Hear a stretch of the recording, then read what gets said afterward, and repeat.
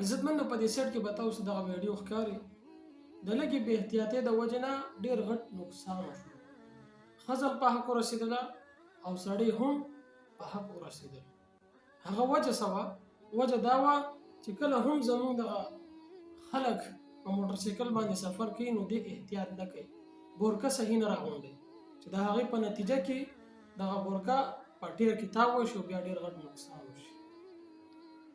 نو عزتمندو لږ احتیاط پکار دی. دغه شانتې اوس یخني را روانه ده چې په دې کې دا بعضې زموږ وروریان چې کوم دي موټرسایکل چلوي څادر یې تاو کړي وي د یخنۍ د وجې نه.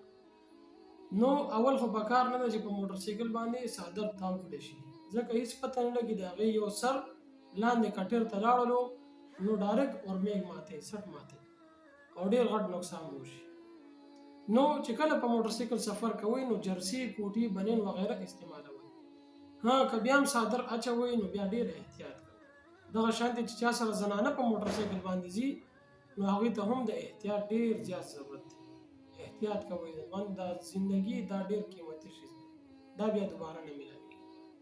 نو دغه ویډیو ټولو ملګرو سره شیر کړئ چې ټولو ته پته ولګي چې یاره بې احتیاطي کول په دې کې څومره غټ نقصان ترې نه جوړېږي.